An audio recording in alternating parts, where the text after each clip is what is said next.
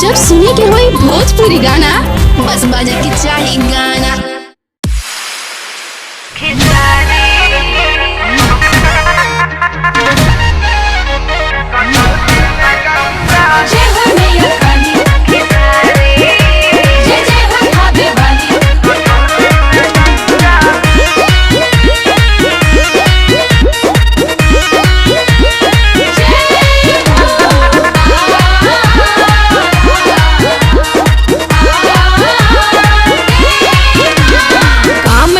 चली गंगा जल छिड़कले जले ना ठीक से न हईबा।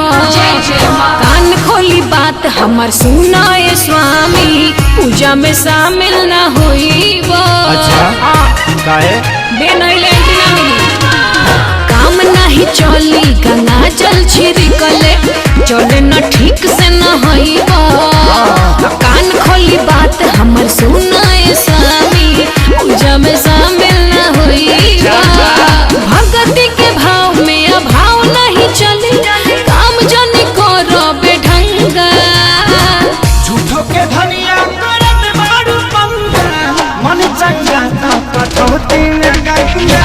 झूठो के धनिया करत बारू पंगा, मन चंगा तो कटौती में गंगा।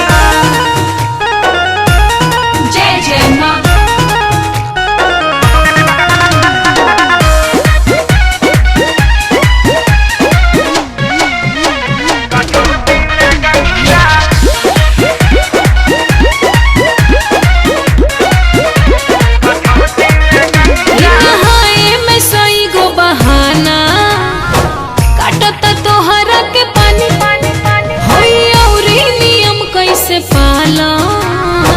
तोहरा से हम पूछो तानी कि हट बारू में हदारू, पीछे पड़ी गई तू लेके तू झाड़ू। वो हट बारू तू डालल पे मार चाहतारू। वो हट बारू तोहरा से कम। तू लोटा पानी से का तोहर बिगड़ी, झूठे नु करो तार दंगा।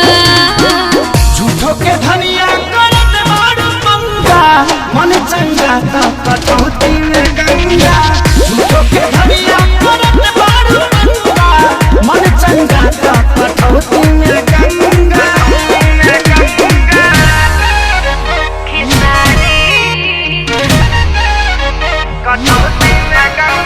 जय हो मैया काली,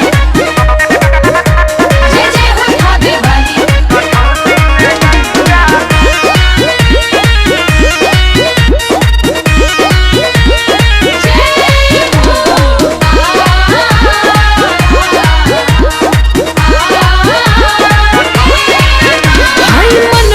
शुद्ध रही राजा तन के रही जब सुधी। बोला बोला सैया खेसारी, कहिया खुली तोहर बुद्धि। ए धनी प्यारी सुकुमारी, सब देखो तारी महत